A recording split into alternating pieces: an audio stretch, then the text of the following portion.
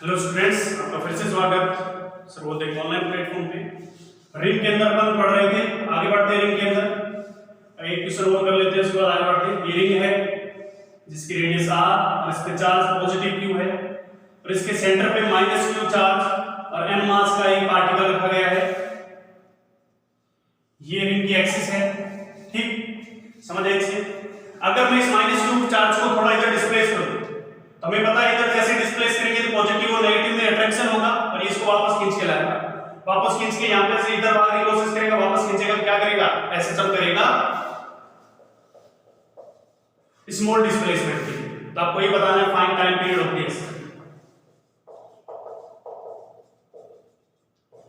Find time period of the.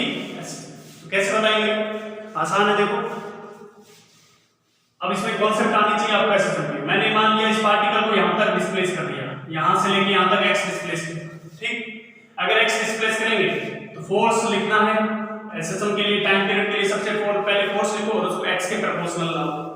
F बराबर q, F बराबर q into electric field कितना ring की वजह से यहां पे k q x अपॉन, समझ x से फोर्स आ गया। अब देखो x बहुत छोटा है r के कंपेयर में, इसलिए r को क्या मान सकता हूं, 0 मान सकता हूं। F बराबर k q q x upon, यहां पे आ जाएगा r q, ठीक है। क्योंकि r इसको x को नेगलेक्ट मानेंगे, 0 मानेंगे, r स्क्वायर की पावर 3/2 r3। तो ये वाली चीज क्या बन गई, ये हमारा time period constant, SM constant बन गया। Time period is 2 pi under m by k m r q upon k q q। ये हमारे पास क्या निकल के आ गया, टाइम पीरियड होती है एसएम। समझ आए इसे, नोट डाउन कर। ये हमारे पास क्या निकल के आ गया, टाइम पीरियड होती है एसएम। सही है। इस तरह से हम टाइम पीरियड फाइंड आउट कर सकते हैं। उसके बाद ये तो रिंग के बारे में हमने पढ़ा। तो रिंग का इलेक्ट्रिक फील्ड सेंटर पे कितना होता है, यूनिफॉर्मली चार्ज रिंग का 0, और एक्सिस पे कितना होता है k q x upon r square plus x square की पावर 3/2। मैक्सिमम कब आता है, x equal to r by root 2 पे, और वैल्यू कितनी आती है वो मैंने बताया और ग्राफ भी बताया, ठीक है। और कुछ एग्जांपल भी किए। तो ये तो बात हुई रिंग के बारे में। अब बात करते हैं डिस्क के बारे में।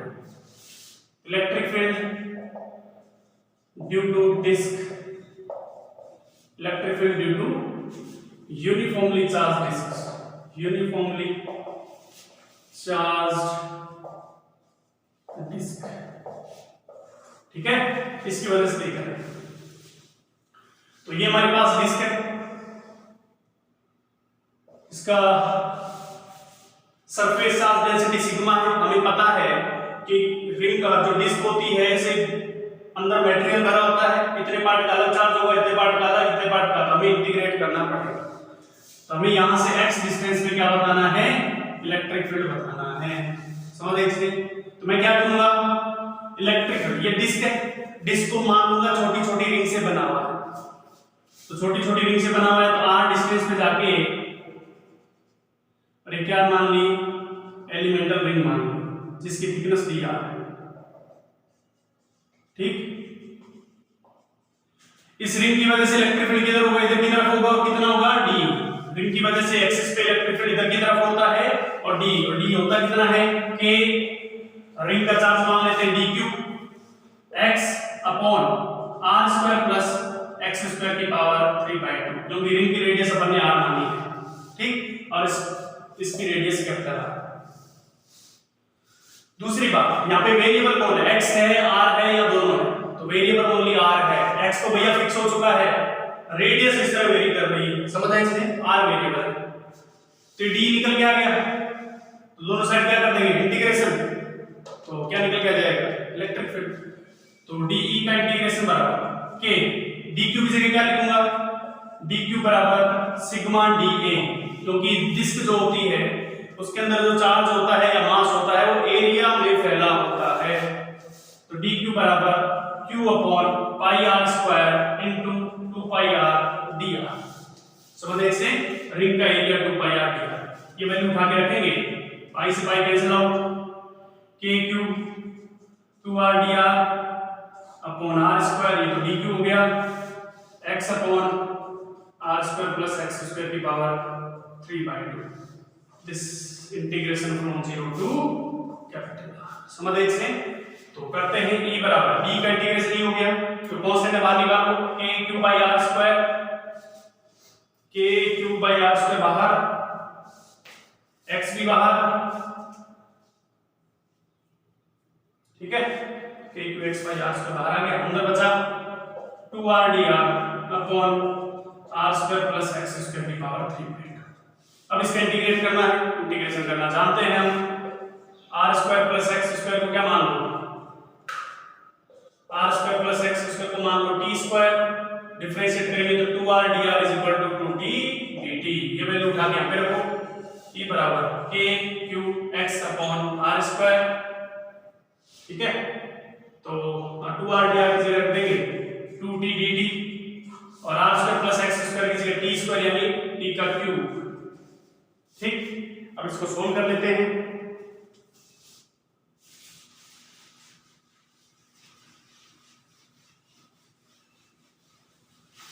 इसको सोल्व करेंगे तो ये 2k cube x upon R square integration के अंदर बचेगा 1/t स्क्वायर, 1/t स्क्वायर का answer is integration is -1/t, ठीक है। बट t की जगह पर वैल्यू उठा के रखेंगे वापस 2kx are square, t cube किसको माना था अपन ने, तो 1/r square plus X square का under root from 0 to capital R, ठीक है। लिमिट डालिए e बराबर 2k cube x upon R square, minus लगा हुआ इसलिए पहले लोअर लिमिट बाद में अपर लिमिट, 1/r की जगह डालेंगे तो 1/x minus 1/x square plus R square, ठीक है। क्लियर बातें। अब आगे जिस फॉर्मेट में किताबों में लिखा हुआ था उस फॉर्मेट में कन्वर्ट करते हैं। तो e बराबर k को मैं लिख देता हूं 1/4 पाई एप्सिलॉन नॉट, तो 1/2 से कैंसिल आउट होगा तो 2 पाई एप्सिलॉन नॉट बचेगा, cube x upon R square, x को अंदर मल्टीप्लाई कर रहा हूं तो ये बनेगा 1/x upon R square plus X square, ठीक। समझ आए इसलिए x को अंदर मल्टीप्लाई कर दिया।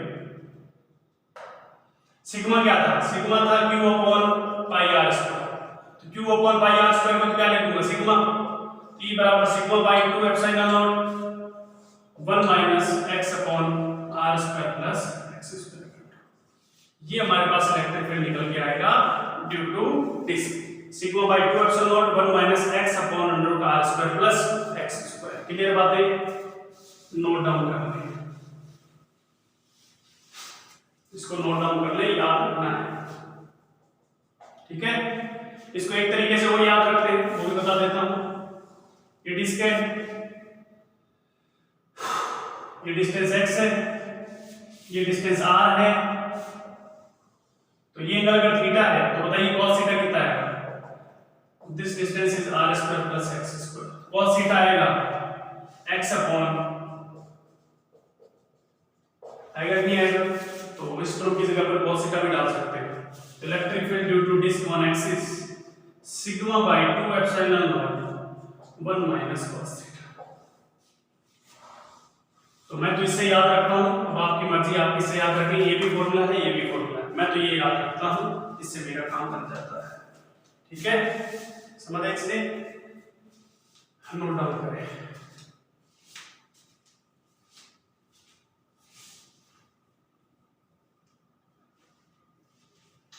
समझ आए चीज, तो electric field due to this निकल के आ गया। इसके बाद ग्राफ की बात करें इसके, तो तुम बताओ x इक्वल टू 0 पे क्या सीन रहेगा, ये 0 क्या, तो constant sigma by 2 epsilon, x equal to 0 पे मैक्सिमम आएगा, क्योंकि वैसे वैसे x घटे बढ़ेगा तो ये टर्म बढ़ेगी, तो 1 माइनस बढ़ना घटेगा, तो इलेक्ट्रिक फील्ड का ग्राफ x के साथ इस तरह से, x इक्वल टू इनफाइनाइट डालिए, बहुत लार्ज, जब x r बहुत बड़ा तो 1 माइनस एक्स बाई आर हो जाएगा। r बहुत बड़ा होगा तो x बाई आर, क्योंकि तो नेगलेक्ट हो जाएगा, तो x by R tending to 0 तो भी सिग्मा बाई 2 एप्सिलॉन नॉट आएगा। समझ रहे? तो बहुत बड़ी के लिए क्या बन जाएगा, इनफाइनाइट सीट बन जाएगा, वो बात में आते हैं। ठीक है, तो ये वाला ग्राफ निकल के आता है।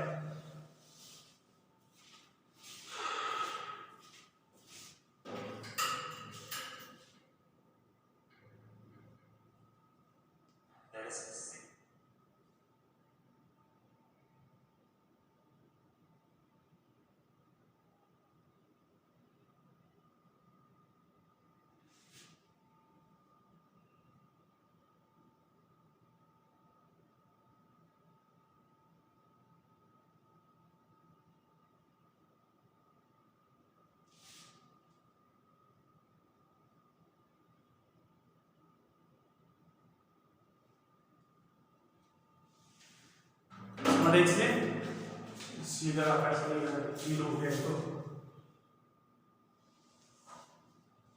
जीरो नहीं करता ये इस तरह हो गया, इस तरह। ठीक है, तो फॉर्मूला था इलेक्ट्रिक फील्ड के स्पेशल केस में बात करते हैं। स्पेशल केस जब x very very less than r, यानी r बहुत बड़ा इनफाइनाइट हो जाए, तो r जब बहुत बड़ा होगा तो फॉर्मूला ये था x upon R square plus X square. r जब बहुत बड़ा x के रेस्पेक्ट में, तो x को नेगलेक्ट कर सकता हूं, तो ये बचेगा x बाई आर।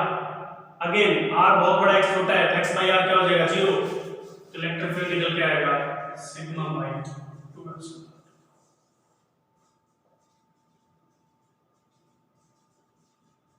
ये आगे पढ़ेंगे, अभी यहाँ पे याद रखें। समझे से इस तरह से निकल सकता है। तो ये डिस्क का फॉर्मूला था, ये हमें याद रहना चाहिए। इलेक्ट्रिक फील्ड इस तरह वेरी करेगा एक्स के साथ।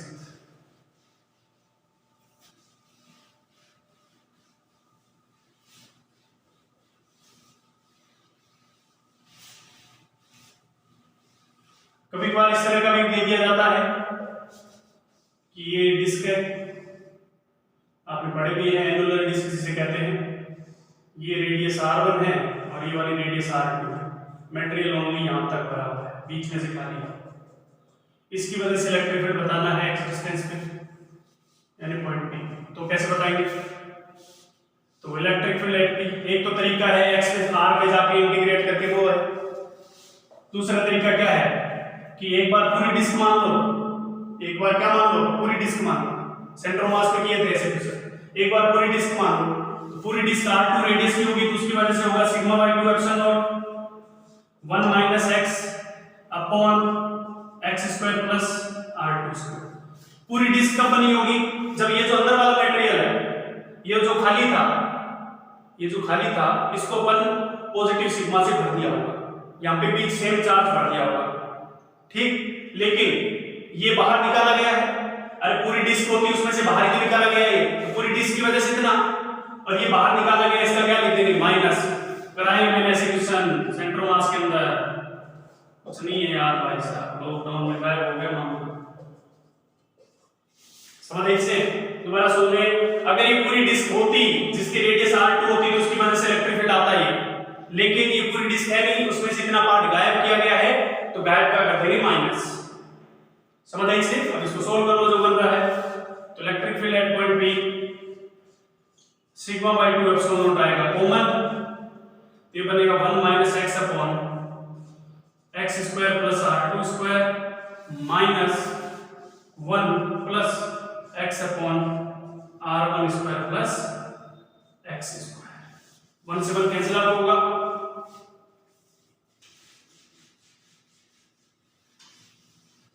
तो electric field at point P is equal to sigma by 2 epsilon naught x upon r1 square plus x square minus x upon r2 square plus x square. ये हमारे पास formula निकल के आ जाएगा। समझ आए? इसलिए इस चीज का ध्यान रखें, कोई बड़ी बात नहीं है। x भी आप यहाँ से कॉमन ले सकते हैं, आपकी मर्जी है जो आप करना चाहें। तो हमारे पास आंसर निकल के आ जाएगा। समझ इसे। तो डिस्क का आपको डायरेक्ट फॉर्मूला याद रखना है और ये एनुलर डिस्क का भी फॉर्मूला याद रखना है या तरीका याद रखना है। क्लियर बातें, आगे बढ़ते हैं पर ये बात हुई डिस्क की, ये किसकी बात हुई, डिस्क की। आगे बात करते हैं electric field due to wire. Electric field due to finite length wire, जिसकी लेंथ फाइनाइट है, जिसको मेजर कर सकते हैं, उसकी वजह से अपन क्या निकाल रहे हैं, इलेक्ट्रिक फील्ड निकालना है। तो अपन किस किस की वजह से इलेक्ट्रिक फील्ड सीख लिया, पॉइंट चार्ज की वजह से, रिंग की वजह से, डिस्क की वजह से। समझ आए इसे। चैप्टर जैसे जैसे आगे बढ़े एक अलग पेज पे फॉर्मूले बनाते जाना। ट्वेल्थ की यही खासियत है भैया, जिसको फॉर्मूले याद होंगे वही काम चला पाएगा, और फॉर्मूले इतने हो जाएंगे कि याद ही नहीं रहेंगे। ध्यान रखिए, पहले से कह रहा हूं। Electric field due to finite length wire, ये हमारे पास कोई वायर है जिसकी लेंथ है भैया फाइनाइट का है, तो कोई लेंथ है होगी, ठीक, और जिसका लीनियर चार्ज डेंसिटी लैम्डा है।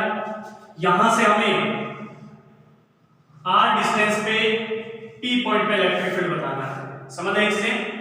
ये कोई फाइनाइट लेंथ का वायर है जिसकी लेंथ है, लीनियर चार्ज डेंसिटी लैम्डा है, यहां से r distance perpendicular distance r पे, डिस्टेंस कैसी होनी चाहिए, perpendicular distance r point p पे इलेक्ट्रिक फील्ड बताना है। इसका जो टॉप पॉइंट है वो इसके साथ अल्फा एंगल बना रहा है, और इसका जो बॉटम पॉइंट है वो इसके साथ बीटा एंगल बना रहा है। किसके साथ, परपेंडिकुलर डिस्टेंस के साथ। देखें सेट से डायग्राम देखें, एक वायर है, लेंथ l है, लीनियर चार्ज डेंसिटी लैम्डा है, वायर से r परपेंडिकुलर डिस्टेंस r पे हमें इलेक्ट्रिक फील्ड बताना है। एंगल मैंने ऊपर वाला एंड अल्फा एंगल बना रहा है और नीचे वाला एंड बीटा एंगल बना रहा है, ठीक है। समझ आए इसलिए, बहुत बढ़िया। कैसे करेंगे इसको, हमें पता है अलग अलग वायर का लेंथ जैसे जैसे बढ़ेगी चार्ज भी वैसे वैसे वेरी करेगा, तो इंटीग्रेट तो करना पड़ेगा, सीधी बात। तो इसको मैं अलग से बना रहा हूं ताकि आपको कोई दिक्कत ना हो। तो मैंने यहां से क्या किया, y डिस्टेंस पे गया और एक छोटा सा पार्ट ले लिया dy विड्थ का, ठीक है, छोटा सा सेक्शन ले लिया dy विड्थ। इस छोटे से सेक्शन का चार्ज कितना होगा, dq लैम्डा dy, कोई दिक्कत नहीं होनी चाहिए। dq कितना होगा, लैम्डा dy। इस चार्ज की वजह से यहाँ पे जो इलेक्ट्रिक फील्ड होगा इस पॉइंट पे वो इधर की तरफ होगा, और छोटा सा electric field d, let's say this angle is theta, क्योंकि अल्फा बीटा तो लिमिटिंग एंगल है, तो ये एंगल मान लिया मैंने थीटा। d के दो कंपोनेंट आएंगे, एक ये और एक ये एंगल अगर थीटा है तो this angle is also theta, तो this is d cos theta and this is d sin theta. समझ आए इसे, ठीक है, सही लिखा मैंने, ठीक है, क्लियर बात है, बहुत बढ़िया। अब अपन क्या करेंगे, इस छोटे से चार्ज की वजह से d की वैल्यू निकाल लेंगे। तो इसके दो कंपोनेंट आएंगे, एक तो ex का मतलब x डायरेक्शन में जो इलेक्ट्रिक फील्ड है, या फिर इसे कह सकता हूं वायर के परपेंडिकुलर, ex वायर के क्या है, परपेंडिकुलर, तो e परपेंडिकुलर, ex भी लिखा हो सकता है, e perpendicular is equal to integration de cos of theta, ठीक है, और ey या फिर e parallel is equal to integration de sin theta. समझ आए इसे। और थीटा की लिमिट की बात को देखेंगे, पुट करेंगे तब बता दूंगा मैं। अब तुम देखो, ये डिस्टेंस r है, ये डिस्टेंस y है, ठीक है। अब d की वैल्यू निकालो, चलो ex निकालते हैं, तो ex equal to de cos of theta. d की वैल्यू बताइए, तो d की वैल्यू छोटे से चार्ज की वजह से होती है k dq upon k dq upon this distance. अगर ये डिस्टेंस r है तो ये होगी r sec थीटा, थीटा के टर्म्स में लेके चलते हैं। आप r square plus y square लिख सकते हैं, कोई दिक्कत नहीं, मैं मेरे तरीके से कर रहा हूं। आप r square plus y square का रूट लिख के सोल्व कर सकते हैं, जैसे मैंने पिछले क्वेश्चन किया इंटीग्रेशन में, वैसे ही r square plus y square को t स्क्वायर मान के वैसे सोल्व कर सकते हैं। आप थीटा से भी कर सकते हैं। तो ये वाली डिस्टेंस क्या होगी, r sec थीटा, तो k q upon r square sec square theta. समझ आए इससे, k q upon r square, ठीक है, इंटू कॉस थीटा। ठीक है, अब डी क्यू की वैल्यू निकालते हैं, इसको बाद में वापस कर लेंगे। चलो डी क्यू हमारे पास है लैम्डा डी वाई, और टेन थीटा हमारे पास कितना है, टेन थीटा पता है, टेन थीटा है वाई बाई आर, तो डी वाई हमारे पास आ गया y इक्वल टू आ गया r tan थीटा। हमें चाहिए dy, तो dy इसका डिफरेंशिएट किया तो इधर वेरिएबल कौन है, थीटा, tan थीटा का differentiation sec square theta into d theta. समझ आई चीजें? तो dy की जगह dq की जगह लिख दो आप लैम्डा dy, और dy की जगह उठा के तो ex निकल के आ जाएगा k लैम्डा dy की जगह रखा मैंने r sec square theta upon r square sec square theta cos theta. sec square theta से sec स्क्वायर थीटा एक r से एक r कैंसिल आउट होगा, ठीक है, तो ex निकल के आएगा, जो कांस्टेंट है बाहर निकालो, k lambda by r constant है, अंदर बचेगा cos थीटा d थीटा। ठीक है, cos थीटा d थीटा। समझ आई इससे? अब उस वायर को दोबारा बनाता हूं तो आपको और समझ आएगा। ये वाला r था, this angle is alpha and this angle is also beta. अब देखिए इस लाइन से इधर जा रहे हैं, इस लाइन से एंगल मेजर करना है हमेशा इस लाइन के साथ, तो इस लाइन से अल्फा तो इधर जा रहा है, अल्फा का रोटेशन है क्लॉकवाइज और बीटा आ रहा है एंटी क्लॉकवाइज। इस लाइन से मेजर करना है एंगल, ये तो जा रहा है क्लॉकवाइज और ये आ रहा है एंटी क्लॉकवाइज, इसका मतलब ये पॉजिटिव लेंगे तो इसको नेगेटिव लेना पड़ेगा। समझ आए इससे? तो अल्फा से माइनस बीटा, समझ आए इससे? अल्फा और ये माइनस बीटा, तो ex हमारा कितना निकल के आएगा, k lambda by r, cos theta की इंटीग्रेशन क्या होता है, sin थीटा, तो sin थीटा की जगह रखेंगे तो sin alpha minus sin theta, ये हमारे पास ex निकल के आ जाएगा, ये हमारे पास क्या निकल के आ जाएगा, ex। समझ आए इससे?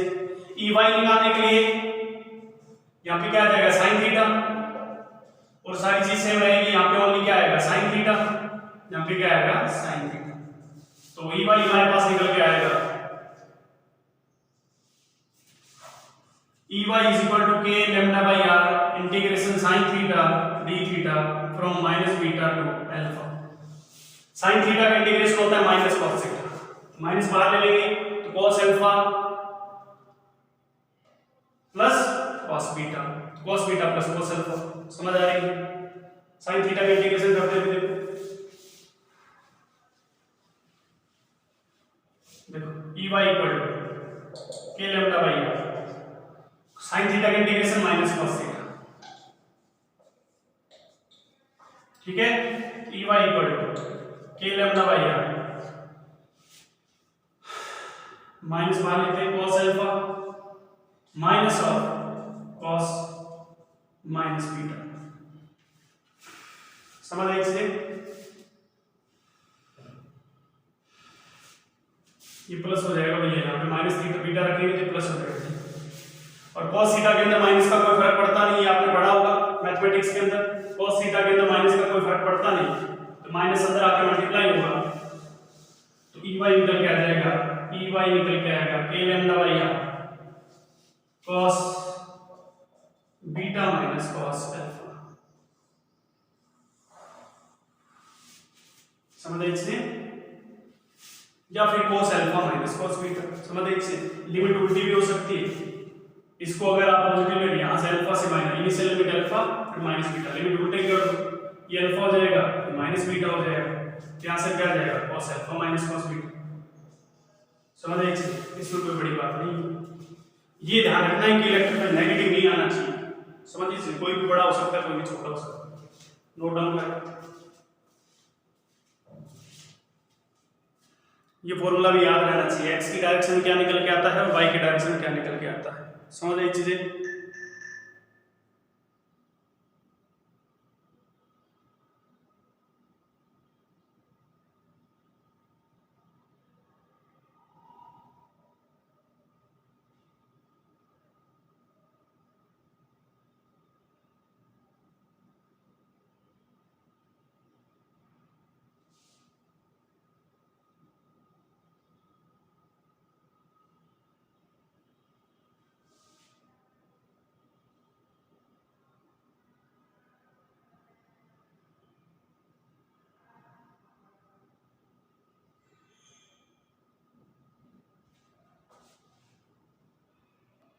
समझ आए इससे?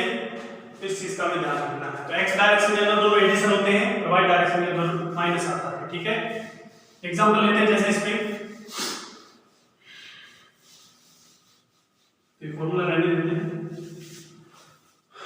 तो एग्जांपल देखो, ये हमारे पास वायर है, ये कोई पॉइंट P है, this angle is 37 degree, this angle is 53 degree. ठीक है, ये वाला सेपरेशन R है। बताइए find electric field at point P। Electric field at point P बताना है। अभी पता है इसके दो कंपोनेंट होंगे, एक x होगा और एक y होगा। तो Ex हमारे पास आता है k lambda by r,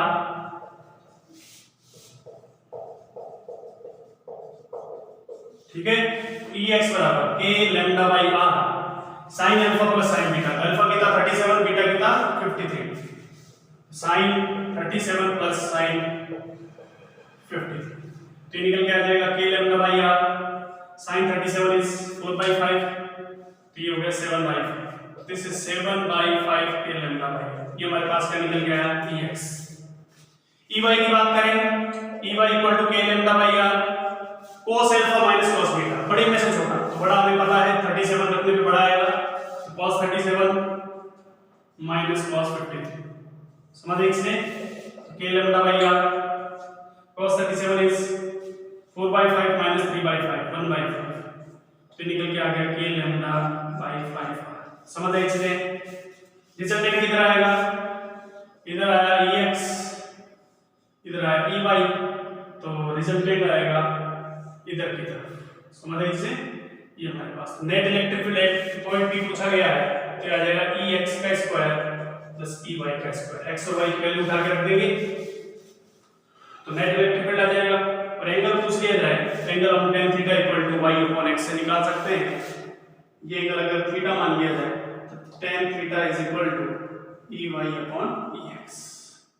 Ey कितना है 1/5, तो ये आ जाएगा 1/7, और ये वैल्यू उठा के रखे नेट इलेक्ट्रिक फील्ड भी निकाल सकते हैं। क्लियर बात है? इस तरह के एग्जांपल हमसे पूछ लिए जाते हैं। ठीक है, तो ये हमें आइडिया होना चाहिए। अगर इस तरह के एग्जांपल पूछ लिया जाए,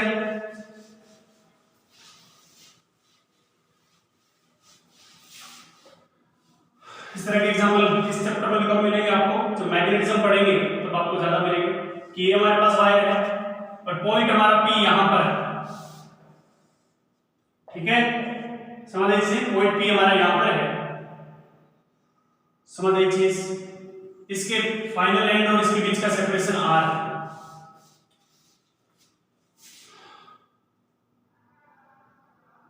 समझ रहे चीज?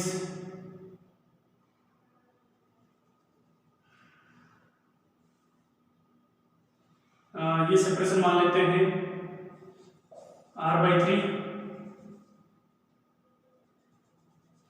और ये वाला सेपरेशन है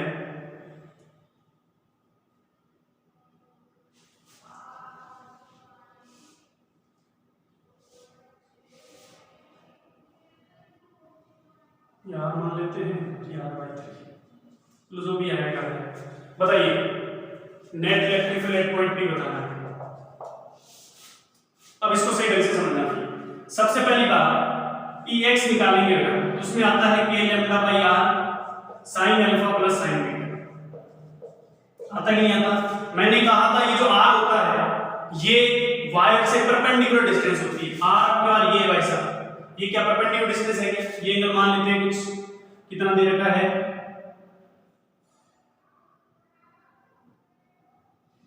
60 डिग्री दे रखा है। कितना दे रखा है 60 डिग्री। तो Ex equal to k lambda by r क्या होता है? Perpendicular distance. क्या ये परपेंडिकुलर डिस्टेंस है क्या? नहीं, परपेंडिकुलर डिस्टेंस ये है, तो r का ये वाला कंपोनेंट आएगा r cos 60। समझ रहे इसमें? तो परपेंडिकुलर यहां पे जो काम आएगा वो आएगा r cos 60, पहली बात। ठीक, दूसरी बात अल्फा और बीटा निकालेंगे, तो इस वाले एंड को ऐड करिए। ठीक, ये 60 है और ये एंगल अपन निकाल सकते हैं आसानी से। निकाल सकते हैं क्या? ये पूरा निकाल सकते हैं, ये थीटा। ये कैसे निकालेंगे? tan theta equal to this upon this, तो tan थीटा निकल के आएगा 4r/3 y upon x r by 2 r cos 60 समझ रहे हैं। r से r कटेगा, दिस इज 8/3 तो tan थीटा 8/3 आ जाएगा, तो अपन sin थीटा निकाल सकते हैं, ठीक है। लेकिन हमें किससे मतलब है, किससे मतलब है, इससे, तो मैं दे ही देता हूं, ये है 15 डिग्री, पंगा लेंगे इससे बढ़िया है कि ये 15 डिग्री दे देता हूं, ये सेपरेशन करने दो आसानी से। ये दे रखा है इधर 15 डिग्री और ये है 60 डिग्री, तो बताइए अल्फा कितना होगा, तो अल्फा आएगा 75 डिग्री, परपेंडिकुलर डिस्टेंस ये है, यहां से मेजर करना है, 60 प्लस 15 75।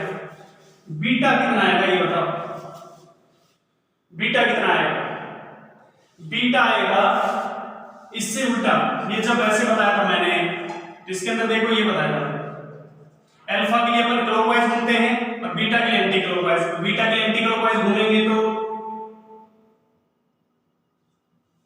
ये एंगल होगा, समझ आ रही है, ये एंगल तो होगा, तो इसके लिए यहां पे रुकेंगे, तो 360 में से 300 डिग्री आएगा बीटा, कितना आएगा 300 डिग्री, या फिर -60 डिग्री, क्योंकि अपन बीटा निकालने के लिए एंटी क्लॉकवाइज घूमते हैं, तो एंटी क्लॉकवाइज से घूम के निकाला तो हमारा कितना है 300 डिग्री। अगर ये बात नहीं फंस रही तो हमें पता है एंगल हमारे पास बीटा ये होना चाहिए, तो इसके लिए हमें इधर से इधर चलना पड़ेगा, इसलिए -60 डिग्री हमारा आंसर होगा, क्योंकि एंटी क्लॉकवाइज को अपन पॉजिटिव माना है तो क्लॉकवाइज नेगेटिव होगा, तो बीटा आएगा -60 डिग्री या फिर 300 डिग्री, समझ आए इससे, अब वैल्यू पुट कर देंगे आंसर आ जाएगा। EY आप जानते हैं, EY = k lambda upon r cos 60 cos alpha minus cos beta. Formula बड़ी बात नहीं है, ये समझना बड़ी बात है, यहाँ पे बीटा कितना है। सबसे पहली बात, बीटा और अल्फा को अपन ने क्लॉकवाइज पॉजिटिव माना था और बीटा को एंटी क्लॉकवाइज, लेकिन बीटा यहाँ पे हमारा क्लॉकवाइज 60 डिग्री आ रहा है तो अपन माइनस लगा देंगे, क्योंकि अपन एंटी क्लॉकवाइज को पॉजिटिव मान रहे हैं, इसलिए क्लॉकवाइज नेगेटिव होगा। समझ रहे इससे, क्लियर है बात, बहुत बढ़िया। तो ये बढ़िया लेवल का क्वेश्चन था। आज की क्लास में इतना ही करते हैं, अगली क्लास में मिलेंगे। Thank you.